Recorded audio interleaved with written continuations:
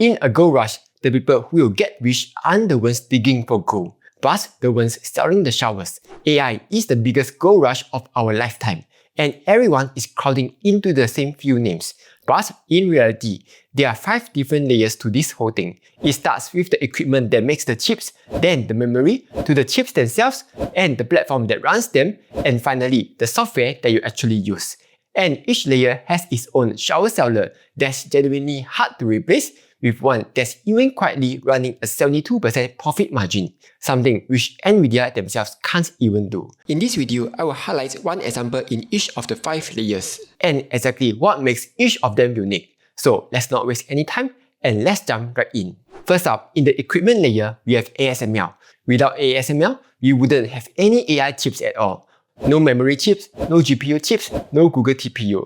Because before you can even make any advanced chip, you will need a machine that can print all the circuit stuff onto a silicon. The process for making this cutting-edge stuff is called EUV lithography. And just to give a sense of how far ahead ASML is right now, ASML is the only company that makes 100% of the EUV machines on Earth. And there's not even a single company that's even close. The nearest attempt is the state-backed program in China, which after years of trying, still hasn't produced a single working chip. By ASML's CEO estimates, China is probably 10 to 15 years behind. So because every AI chip needs more advanced manufacturing than the last, and because every new fab needs ASML machines to fuel it, the demand for ASML machines just keeps growing. In fact, the demand for these machines is so strong that customers are now paying years in advance just to reserve them. In 2025, ASML's revenue grew 16% from the year before, and they have just raised their 2026 guidance again,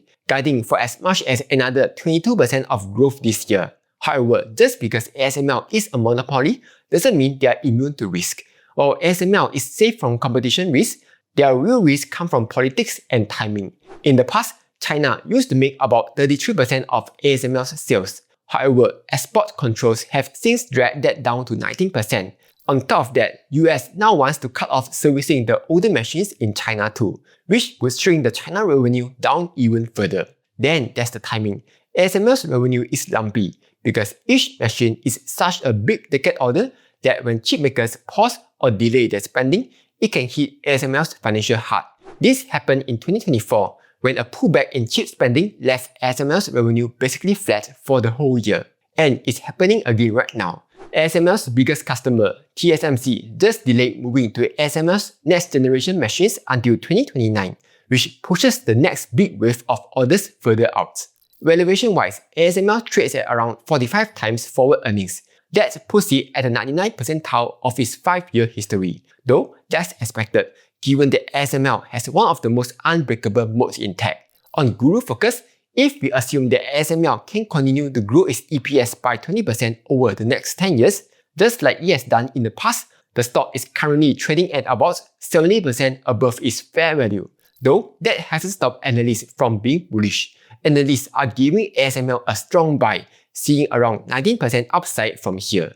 In short, ASML is the closest thing to an unbreakable monopoly in this entire machine.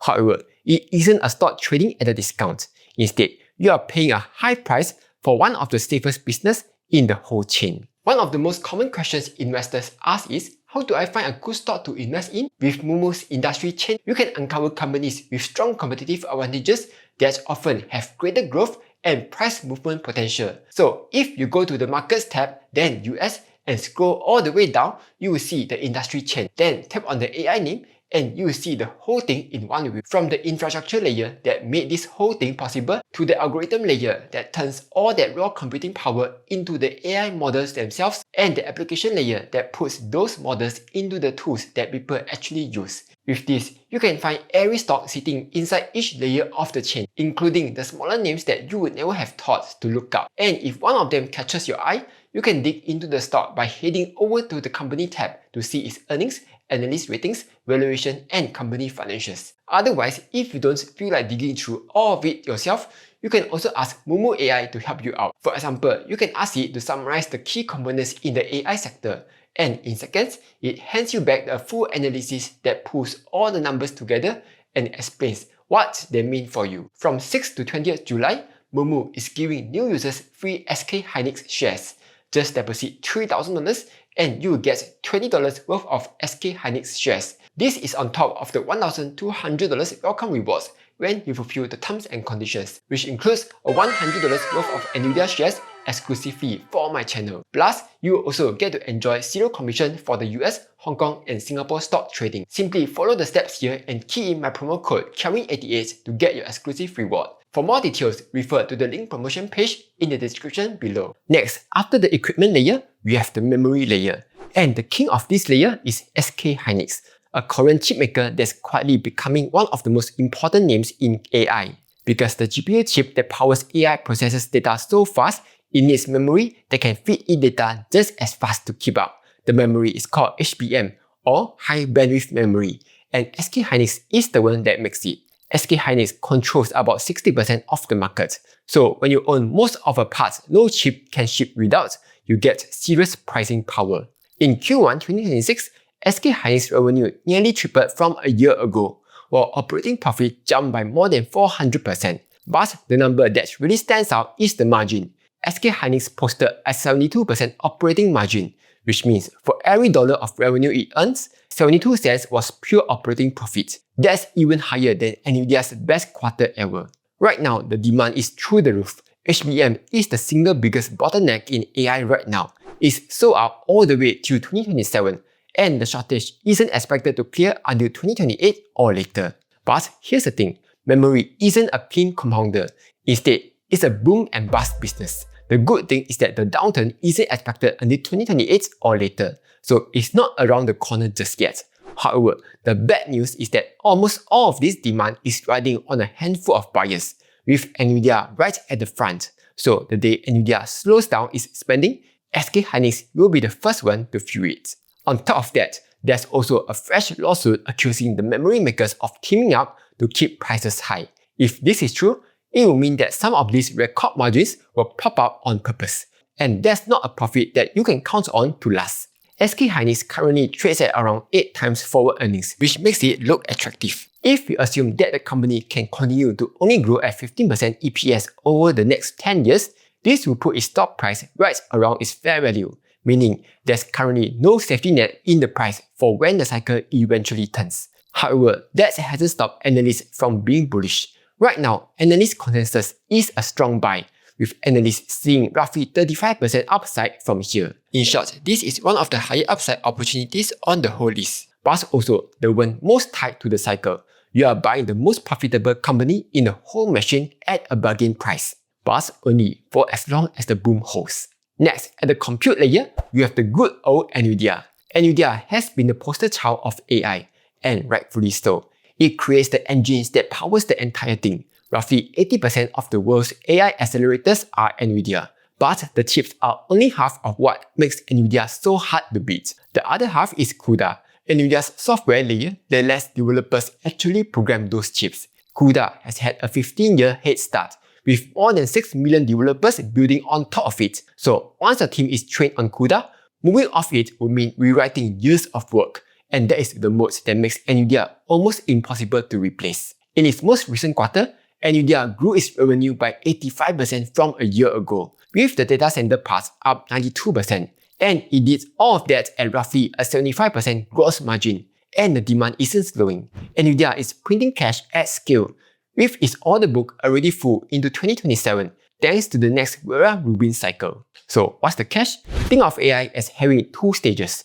Training is when you build and teach the model, and inference is when you actually run it to answer people's questions. Nvidia completely dominates the training stage, but for inference, cheaper custom-built chips are starting to eat into its share. Some analysts think that Nvidia's share of inference could fall from over 90% today to as low as 20 to 30% by 2028, as Google, Amazon, and Broadcom roll out their own chips. Then there's also China. The US finally cleared Nvidia to sell its H200 chips there again. But this time it was China that pushed back. Beijing blocked the chips at the custom and told its own companies not to buy them.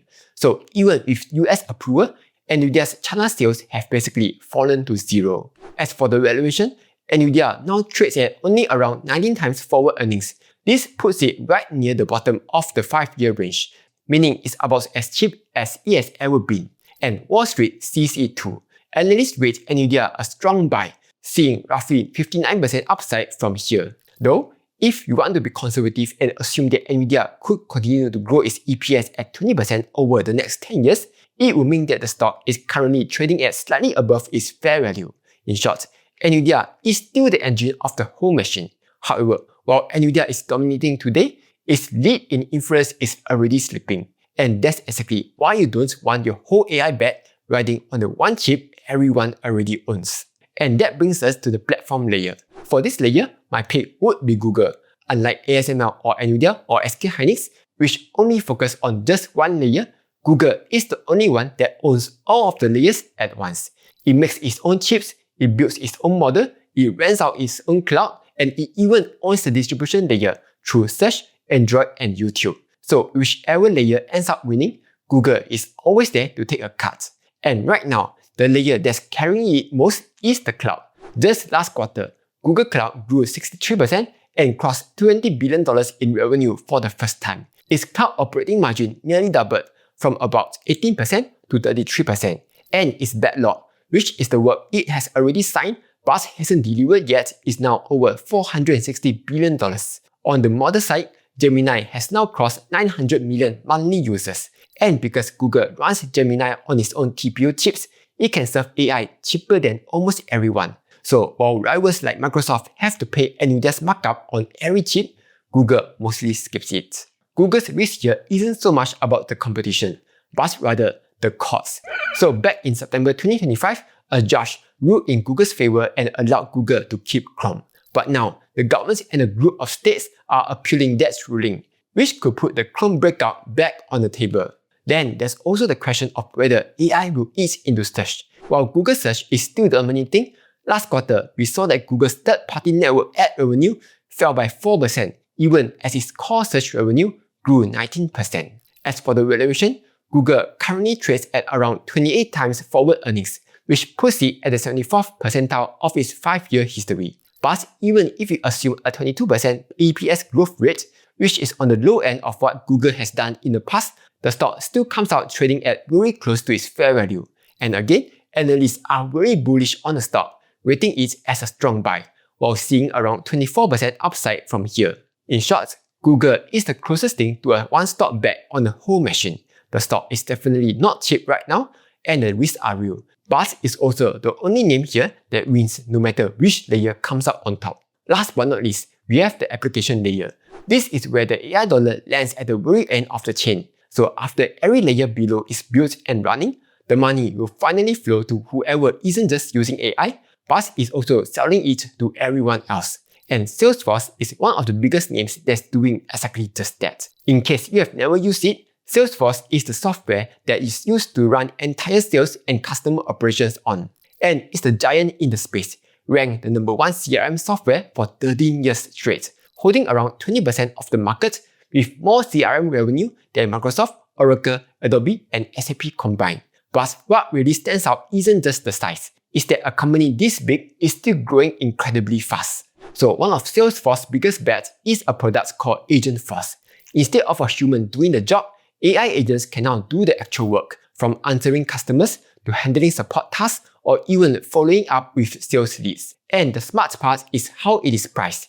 Instead of charging a flat fee per user, Agentforce charges by usage. So the more work the AI does, the more Salesforce gets to earn. So far, this strategy is working.